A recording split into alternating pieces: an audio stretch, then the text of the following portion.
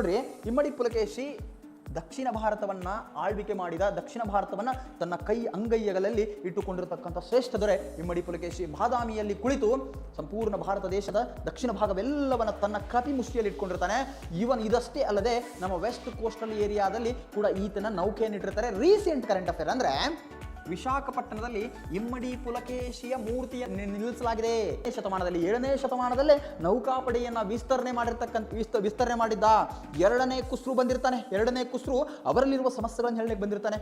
ಹೌದಲ್ವಾ? ಮುಸ್ಲಿಂ ದೊರೆಗಳನ್ನ ಭಾರತವನ್ನು ಆಕ್ರಮಣ ಮಾಡದಂತೆ ತಡೆದಿರ್ತಕ್ಕಂಥವ್ರು ಇಮ್ಮಡಿ ಪುಲಕೇಶಿ.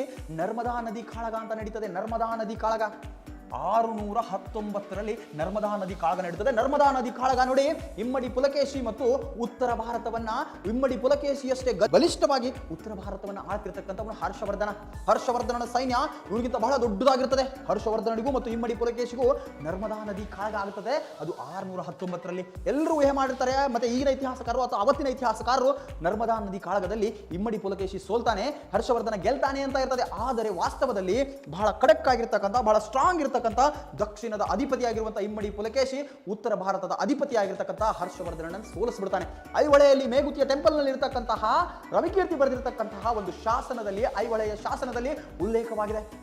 ಇಮ್ಮಡಿ ಪುಲಕೇಶಿಯ ಆರ್ಭಟವನ್ನ ನೋಡಿ, ಇವನ ಸೈನ್ಯವನ್ನ ನೋಡಿ ಹರ್ಷವರ್ಧನನ ಹರ್ಷ ಹಾರಿ ಹೋಯಿತು ಅಂತ ಹೇಳಿ ಬರ್ಕೊಂಡು ಅದರಲ್ಲಿ ಭಾನನ ಮತ್ತು ಕಾಳಿದಾಸನಂತೆ ನಾನು ಕೂಡ ಶ್ರೇಷ್ಠ ಕವಿ ಸೈನಿಕ ಅಂತ ಬರ್ಕೊಂಡಿದ್ದಾನೆ. ಯಾರು ಅಂದ್ರೆ ಅವನು ರವಿಕೀರ್ತಿ. ಈತ ಯಾರಂದ್ರೆ ಜೈನ್ಯ ಸಮುದಾಯದ ಓರ್ವ ವ್ಯಕ್ತಿ. ಈತ ಸೈನಿಕನೂ ಆಗಿದ್ದ, ಮತ್ತೆ ಏನಾಗಿದ್ದ ಈತ ಸೈನಿಕನಷ್ಟೇ ಅಲ್ಲದೆ ಅಲ್ಲಿಯ ಒಬ್ಬ ಬರಹಗಾರ, ಕವಿ ಕೂಡ ಆಗಿದ್ದ. ಸೊ ಅದು ಇಮ್ಮಡಿ ಪುಲಕೇಶಿಯ ಘನತೆ.